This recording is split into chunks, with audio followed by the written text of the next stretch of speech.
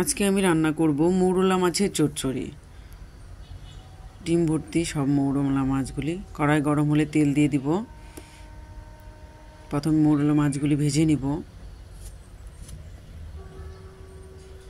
মাছগুলি ভেজে নিব।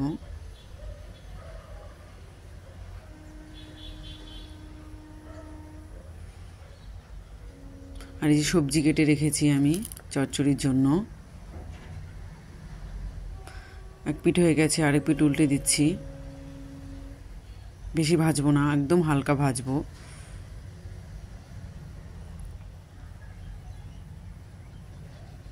খুব ভালো মাছগুলি, সবগুলি মাছেই ডিম ভর্তি।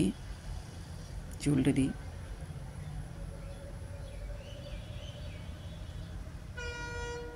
এই যে ভাজা হয়ে গেছে, নামিয়ে নিব। ওই তেলে আর একটু তেল অ্যাড করব। ফোড়নে দিয়ে দিলাম গোটা জিরে, পেঁয়াজ কুচি,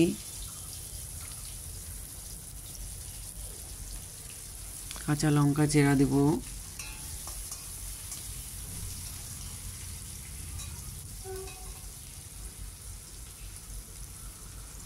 কাঁচা লঙ্কা চেরা,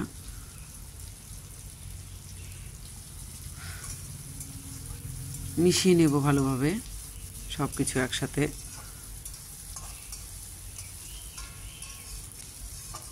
সব কিছু মিশিয়ে নিলাম।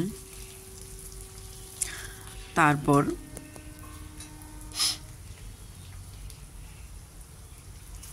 একে একে সব সবজিগুলি দিয়ে দিব।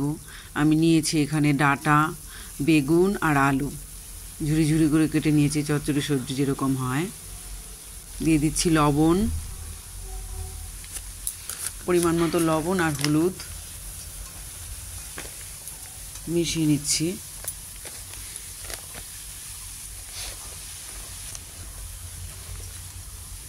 ভালো করে মিশিয়ে নিয়ে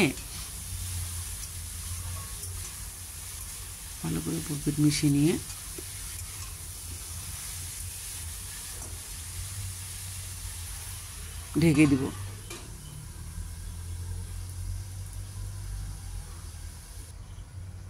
5 মিনিট পর ঢাকনা খুলে ভালোভাবে সবজিগুলি সব মিশিয়ে নেব, একটু ভেজে নেব।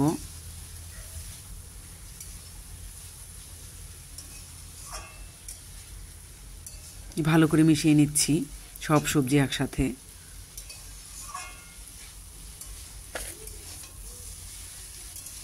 চচ্চড়িটা আমি লাইটই করব, কোনো মশলার গুঁড়ো টুড়ো বেশি ইউজ করব না।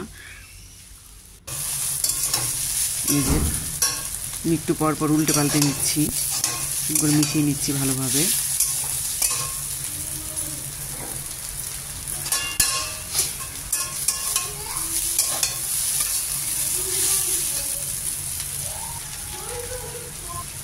তারপর কিছুটা জল অ্যাড করব। জল অ্যাড করে জলটা মিশিয়ে নিব, তাহলে সবজিগুলো আরও ভালোভাবে সেদ্ধ হয়ে যাবে। মাখা মাখা করব আমি। এই যে জল, অল্প পরিমাণে জল। এখন আবার অল্প সময়ের জন্য ঢেকে দেব।